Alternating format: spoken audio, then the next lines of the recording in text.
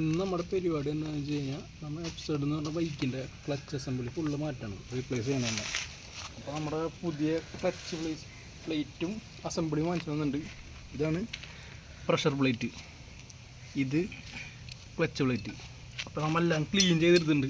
ഇതിപ്പോൾ അതിൻ്റെ കേസിങ് വരുന്നുണ്ട്, ഇത് അതിൻ്റെ സ്റ്റെയിനർ ഓയിലിൻ്റെ, ഇതൊക്കെ ബോൾട്ട്, ഇതൊക്കെ പിന്നെ എല്ലാവർക്കും അറിയണ കാര്യം. മറ്റേ സ്പ്രിങ്, ഇത് ക്ലച്ച് ബെല്ല്, ഇത് പിന്നെ ഓയിൽ ഫിൽറ്ററിൻ്റെ ക്യാപ്പ്, ഓയിൽ ഫിൽറ്റർ, പിന്നെ നമ്മുടെ മെയിൻ സാധനം ഗ്യാസ്കറ്റ്. പിന്നെ മെയിനായിട്ട് വരുന്നത് നമ്മുടെ ഓയിൽ, നമ്മൾ ഷെല്ലിൻ്റെ ഓയിൽ എടുത്തതാണ്. ഇതിനെത്ര റേറ്റ് വരുന്നത് 452 രൂപയാണ് 1 ലിറ്ററിൻ്റെ. ബാക്കി നമുക്ക് നമ്മൾ ജെന്യൂൻ പാർട്സ് ചെയ്യണം, വേറെ പുറത്തുനിന്ന് ചാത്തുന്ന സാധനങ്ങളല്ല. അപ്പോൾ നമുക്ക് തുടങ്ങാം. അത് ഇനി ക്ലച്ച് കയറ്റാൻ പോണ്. അപ്പം നമ്മൾ ക്ലച്ച് വെക്കുമ്പോൾ ഈ ഇങ്ങനെ ബാഡ്ജ് കാണുന്ന ഭാഗമായിട്ട് പുറത്തേക്ക് നിൽക്കണം. അപ്പം ഇനി ഈ ക്ലച്ച് പറഞ്ഞാൽ കയറ്റാം, ക്ലച്ച് പ്ലേറ്റ് കയറ്റാം, എന്നിട്ട് ഒരു പ്രഷർ പ്ലേറ്റ് കയറ്റാം.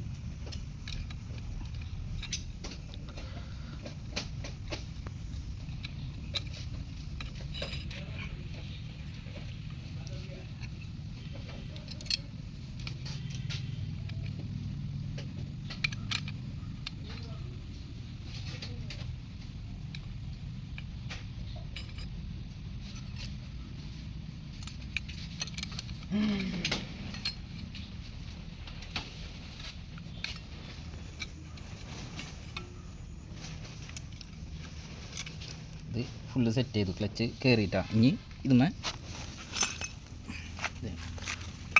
ഇതിങ്ങനെ വെച്ച് വയ്ക്കുക. എന്നിട്ട് അതിൻ്റെ സ്പ്രിങ്ങും ഇത് കയറ്റാം, സ്പ്രിങ് വയ്ക്കുക, വെച്ച് ഫിറ്റ് ചെയ്യാം.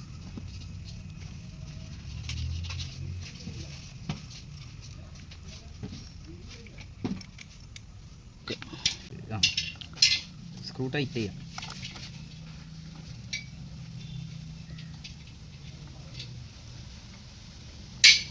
ടൈറ്റ് ചെയ്തിട്ട് കാണിച്ചു,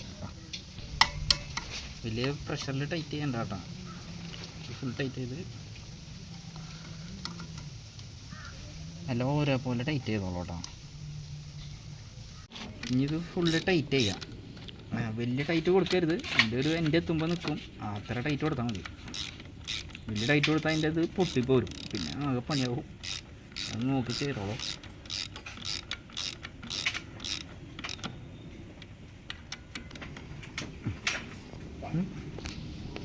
ഇത് ടൈറ്റ് ചെയ്ത് കഴിഞ്ഞ് ഇനി നമുക്ക് ഗ്യാസ്കറ്റ് കയറ്റി കവറ് സെറ്റ് ചെയ്യാം. നമുക്ക് ഇത് ഗ്യാസ്കറ്റ് കേട്ടോ, ഒറിജിനൽ പാർട്സ് ഇട്ടാണ്.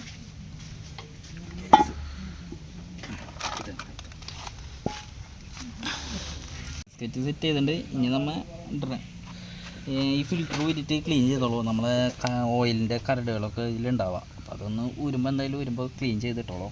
ഇനി നമുക്ക് ഈ കേസ് വയ്ക്കാം.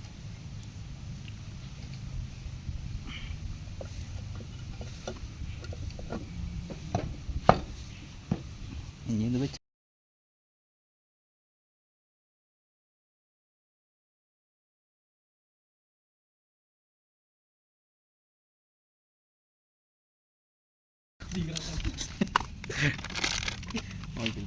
ഇതിങ്ങനെ വെക്കാട്ടാ. സ്പ്രിങ്ങുള്ള ഭാഗം അകത്തേക്ക് വരണം കേട്ടോ. ഇതിൻ്റെ ഇത് കയറ്റി ആക്കിയാണ്.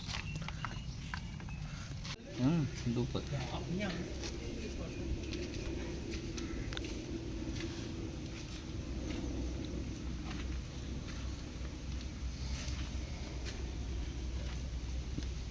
മതി, ആട്ടേതോ